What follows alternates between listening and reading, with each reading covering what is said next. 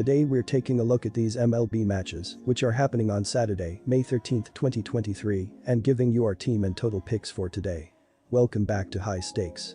Before we dive into our video, don't forget to subscribe and to push the notification bell so you don't miss any of our videos. Also check out our Patreon if you want access to our premium picks. Our Patreon is a way for us to help you improve your chances of making more money, and if you are interested in props and parlay picks, check out our new channel High Stakes Props and Parlays, where you can find our player props and parlay picks predictions. You will find the link to our Patreon and to our new channel in the description and comments section below. Kansas City Royals vs Milwaukee Brewers. When a team starts as poorly as the Kansas City Royals did this season, any stretch of winning is welcomed.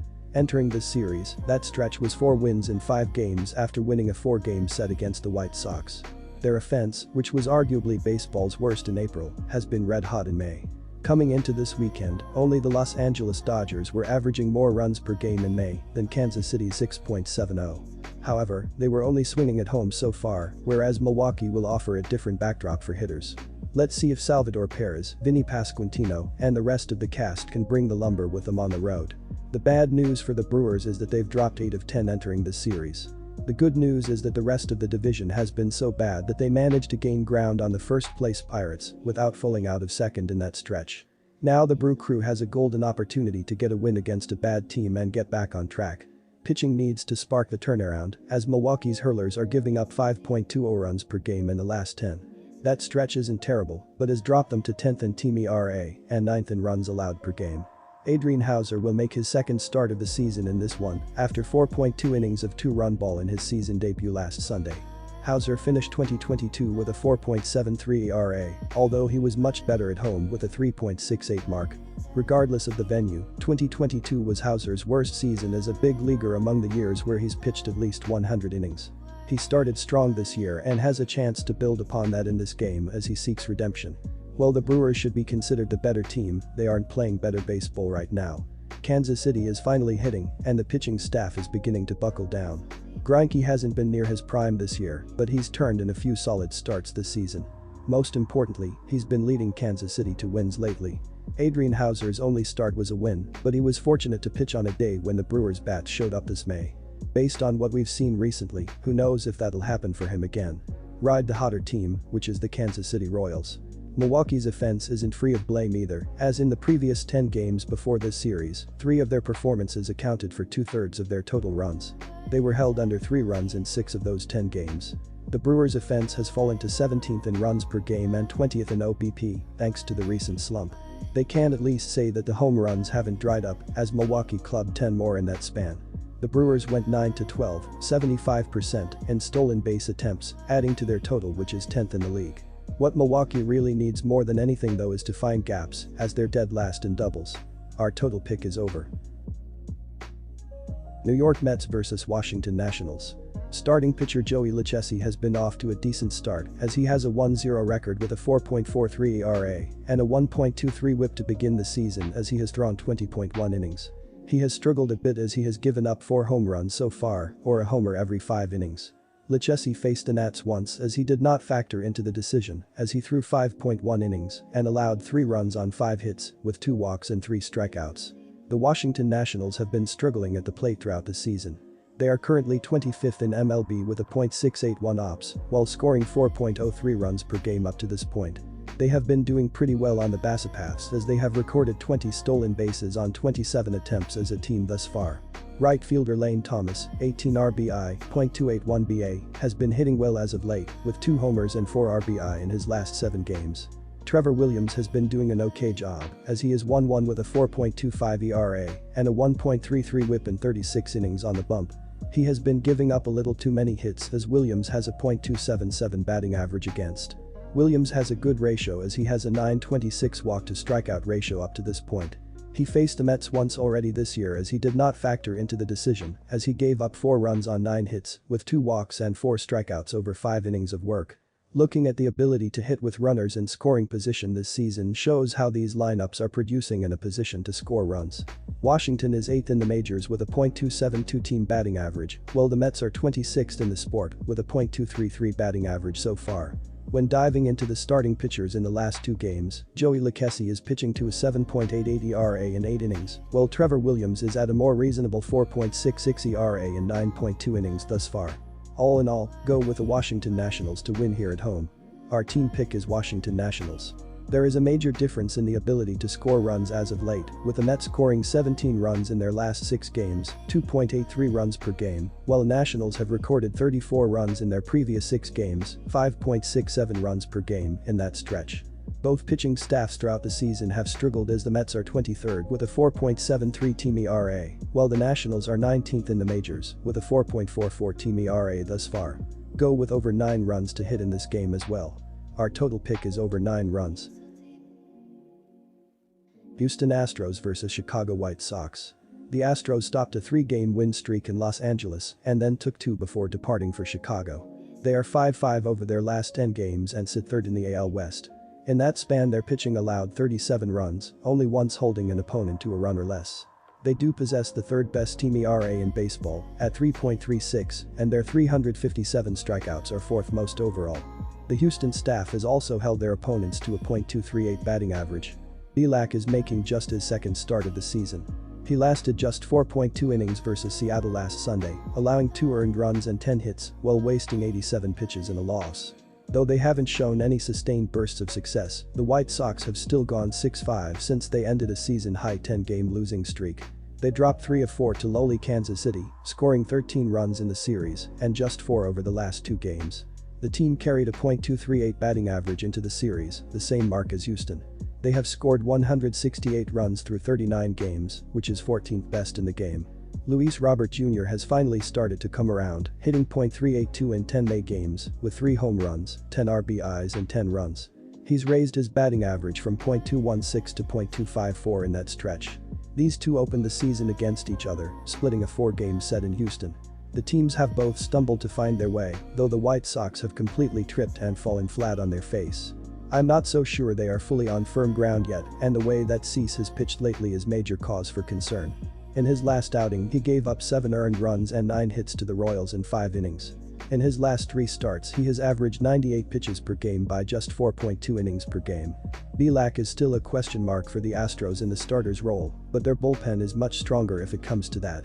Houston has a better road record, 8-11, than the White Sox have a home record, 7-16. Take the Astros on the money line. The last 3 meetings between these teams have seen a total of 9 or more runs scored, and the over is 4-1 in their last 5 meetings.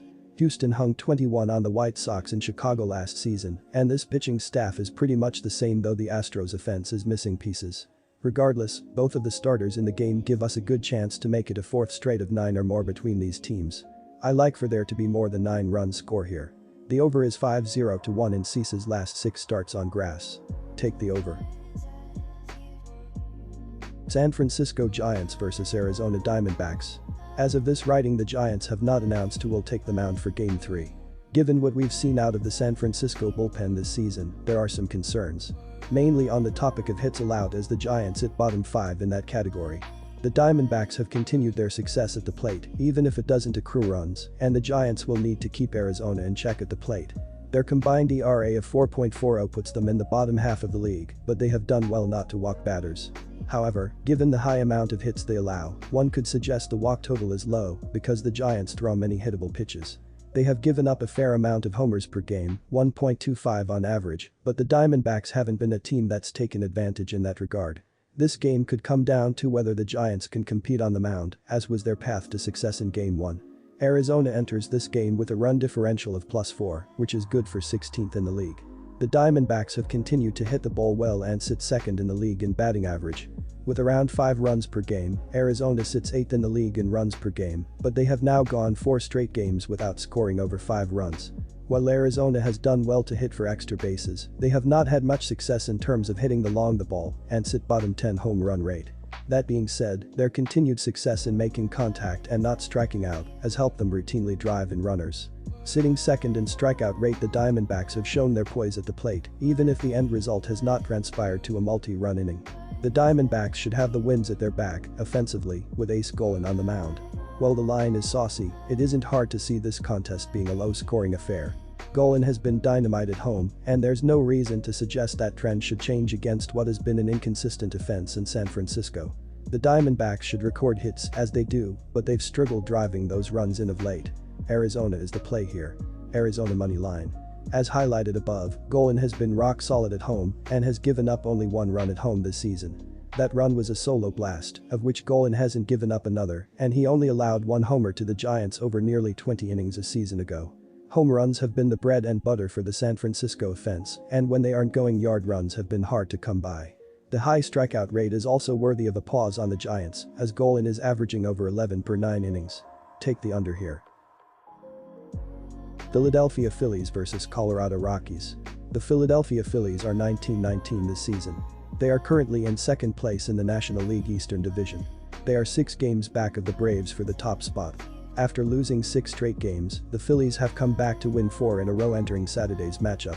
In their latest game, the Phillies defeated the Rockies in Game 1 of 3 by a score of 6-3 on Friday, March 12.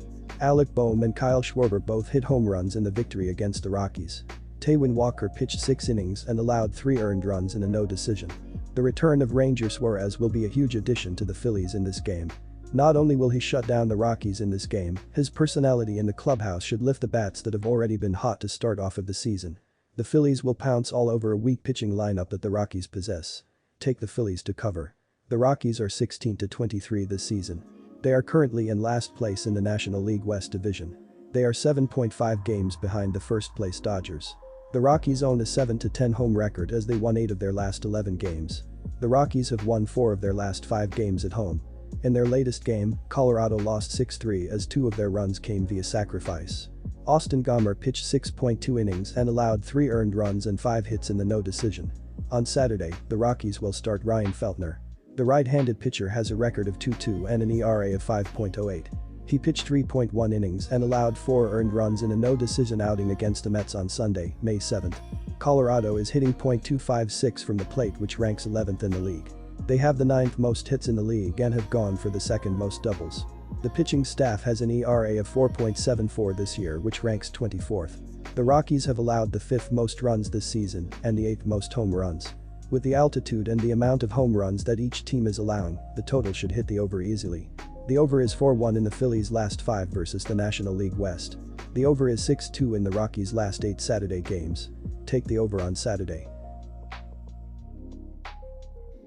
San Diego Padres vs Los Angeles Dodgers. The Padres struggled over the past week and they've lost 4 of their last 7 games. They will try to turn things around with a win over the Dodgers, which will give them their 4th win in their last 8 games and move them within 3 games of the Dodgers in the NL West standings. San Diego is averaging 4.13 runs per game. Their .230 batting average is 26th in the league. Their .319 on-base percentage is 28, while their .393 slugging percentage is 17th.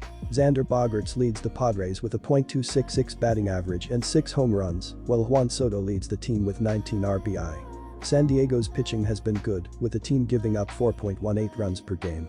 Opponents have a .237 batting average against the Padres, which is 9th in the league. Their 4.00 ERA is 12th, while their 1.29 WHIP is 14th. In his last start, Musgrove gave up 2 hits and 1 run in 5 innings, leading to a 5-2 loss to the Dodgers. They will need a similar effort from him if they want to win this game. The Dodgers have won 4 of their last 5 games and 7 of their last 8 home games. They are playing very well offensively, scoring at least 6 runs in 5 of their last 6 home games. Expect them to play well offensively in this game because they have hit the ball well against right-handers, and Musgrove has struggled on the mound this season, giving up 11 runs in 3 starts. He gave up 6 runs in his last 2 road starts against the Dodgers and will have a hard time slowing them down in this game. The Padres have lost 4 of their last 5 games and 4 of their last 6 road games. Despite their slump, they are playing well offensively, scoring 12 runs in their last 3 road games.